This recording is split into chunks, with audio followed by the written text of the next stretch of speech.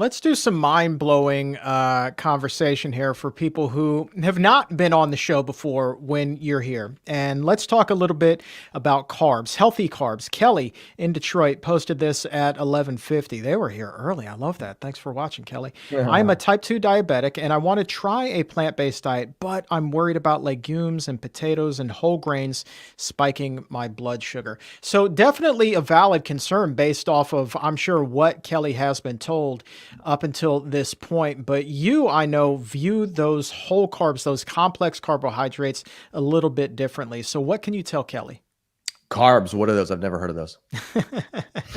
They're these things, they're good. They're good and stuff. Depending on what kind. Yeah. Okay. So most of the people would tell you that they're eating a low carbohydrate diet, especially when they're considering losing weight or trying to reduce their blood glucose. And that's because the public narrative is that carbs are bad for you. And if you eat carbs, they're going to make you fat and they're going to cause your blood sugar to go high. But in my mind, a lot of the verbiage that we use in the world of carbohydrate metabolism is just totally backwards. So I don't like to use the word carbs. I like to use the word carbohydrate because it's a little bit more descriptive. And that's actually, it's not a shorthand version. Secondarily, I don't like to use the word sugar. I don't like to use the word blood sugar. I like to refer to it as blood glucose because that's truly what is being measured. Okay. What most people mean when they say I'm eating a low carb diet is they should be very clear in their language. They mean I am trying to either reduce or eliminate my intake of sugar and artificial sweeteners. And I'm trying to reduce my intake of, refined carbohydrates like breads and cereals and pastas and cookies and crackers and chips and sodas. But it's too long. Nobody wants to say all those words. So they basically say, yeah, I'm eating a low carb diet, right? And what that does is it makes people think like, oh, well, all carbs are bad for me. I heard a banana has carbs. I heard watermelon has carbs. I heard black beans have carbs. I guess those are bad for me too. And then they don't eat those foods. But unfortunately, in this world, you got to be very, very, very specific about the words that you use because there's a big difference between the refined carbohydrates that come from the cookies, the crackers, the chips, the pastas, and sodas versus the whole carbohydrate that come from fruits, starchy vegetables, legumes, and whole grains. So Kelly asked this question. She says, I'm type 2 diabetic and I want to try a plant-based diet, but I'm worried about legumes and potatoes and whole grains spiking my blood sugar. I'm going to change your language. I'm worried about legumes, potatoes, and whole grains spiking my blood glucose. Okay. Now, there's a fundamental difference between the way that the refined carbohydrates function and the way that the whole carbohydrates function. And the truth is that we want to reduce or eliminate the refined carbohydrates because those are problematic for your liver and they can cause a rapid influx of glucose into your blood in a very short period of time, which causes your blood glucose to rise quickly and can make you look at your blood glucose an hour after eating food and then being like, darn, why is it so high? But when you eat the whole carbohydrate rich foods like fruits, like starchy vegetables, legumes, and whole grains, those are actually very good for you.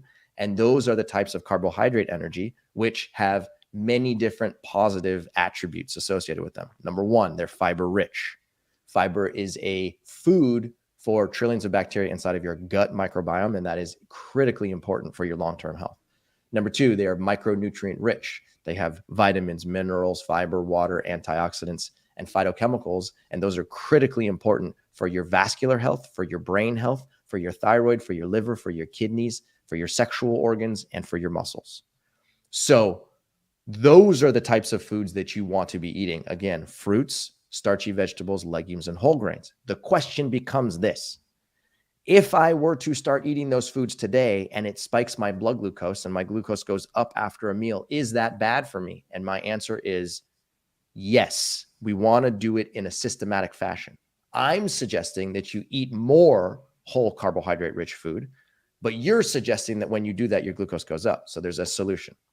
The reason that your blood glucose is likely going up when you eat those foods is because you're currently living in an insulin resistant state, meaning that the fat content in your diet is already high to begin with. So in a fat-rich environment, when fat makes up a significant portion of your total calories, then it becomes very hard to consume anything with carbohydrate energy.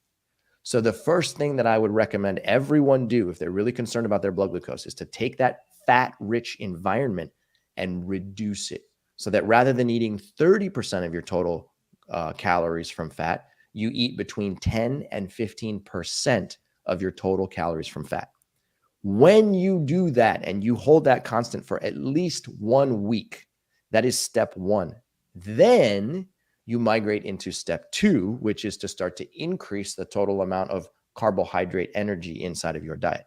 So if you can do it in this two-step manner by first reducing your total fat intake and then secondarily increasing your whole carbohydrate content, what you are likely to find is what thousands of people who've gone through our coaching program have found, which is that their blood glucose stays very stable.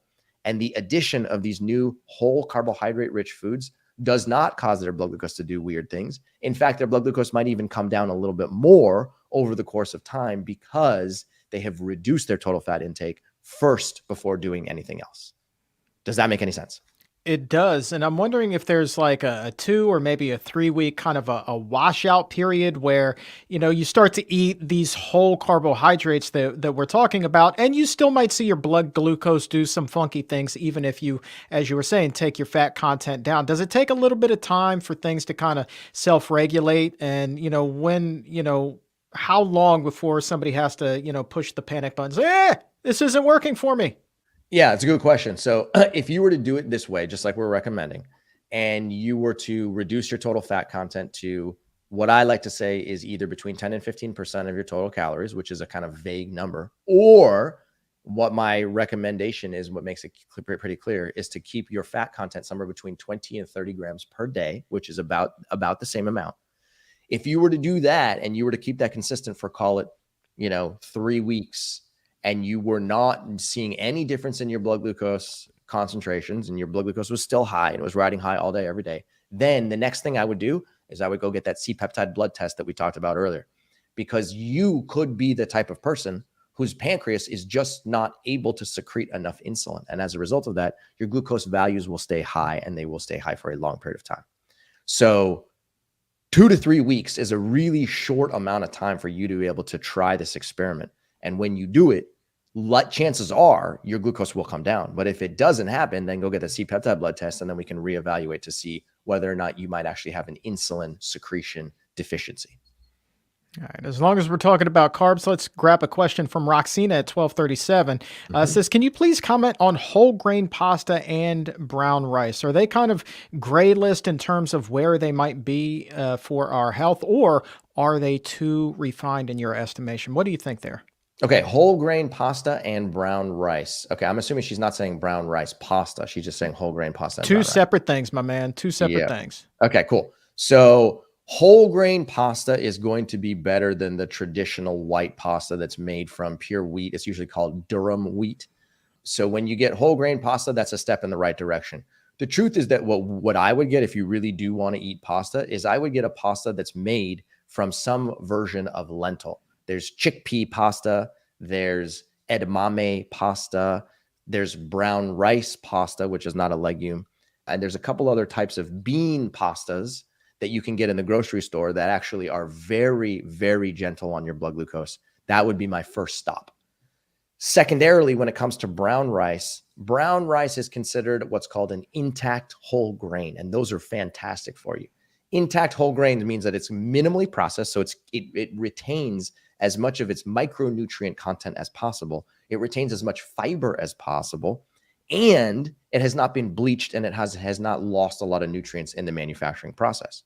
So other foods in that same category are things like quinoa and farro and millet and buckwheat and spelt and brown rice. So any of those whole grains that have strange names, by all means, I would put them into your diet, and I would not necessarily worry about them triggering or causing an increase in your chronic disease risk.